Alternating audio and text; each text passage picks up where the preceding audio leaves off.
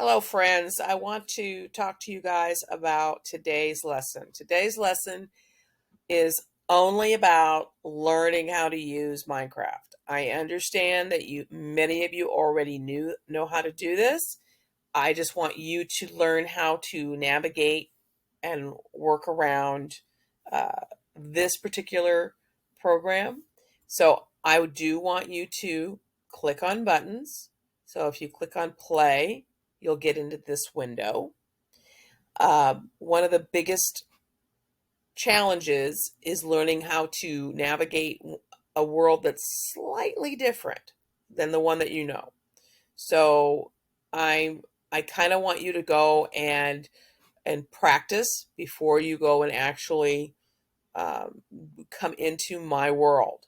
So to do that, I'd like you to go to View My World, and you'll notice there are 4 areas you can go to. I recommend that you go and you look at all of these, but go to How to Play, and most of you are going to be on the Chromebook, which means that you're going to need to use the keyboard.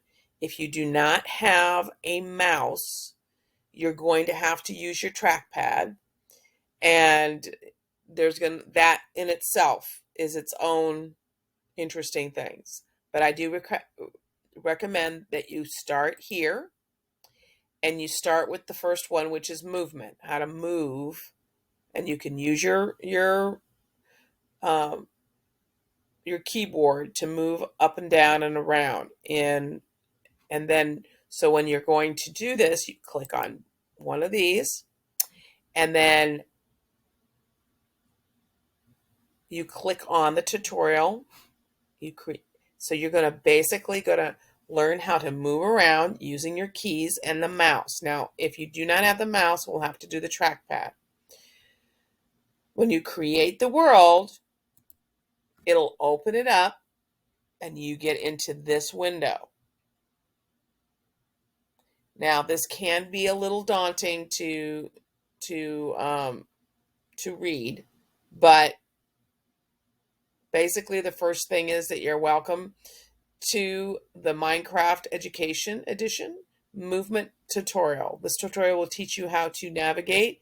Minecraft instructions will appear at the buttons at the bottom of the screen above your hotbar down here. See, hint, point your cursor at the golden box. So I click on that. See how that? Okay. Use your mouse to look at the golden block above and after. If you cannot use your mouse, then use your trackpad.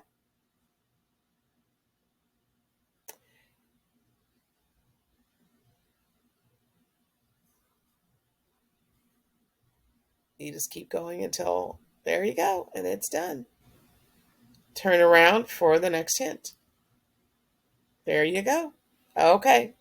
So once you get done, click escape. You can save and exit, and it will be tracked in your world. Now, I've already saved this twice, so I'm going to end up with 2 of these. So basically, you look at this one's the one that I used just recently. This one was the first one. Okay. So then you would go back, view library, lessons. Oops, sorry. Go back. How to play, and then you would do the next lesson. Once you finish number 1, you go to number 2. That's the goal. That's what I want you to do. I know that you guys may know this, but it's always good to review, especially if you haven't played this game for a little bit. So, I'm going to go back.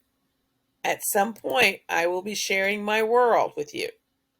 And when I share my world, this is probably not it, but I'm going to host it, and then I'm going to share. So let me go here and share my world, and these are your world codes. But until I do that, these won't work, by the way. Until I do that, I would like you to spend the period in the lesson modes. If you get done with all the lessons, Let me get out of here.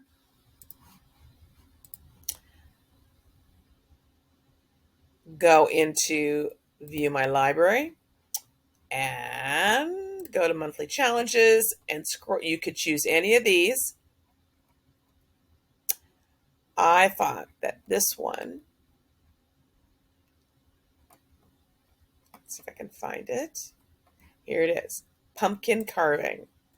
You could do the pumpkin carving lesson, and basically you are to create a jack-o'-lantern.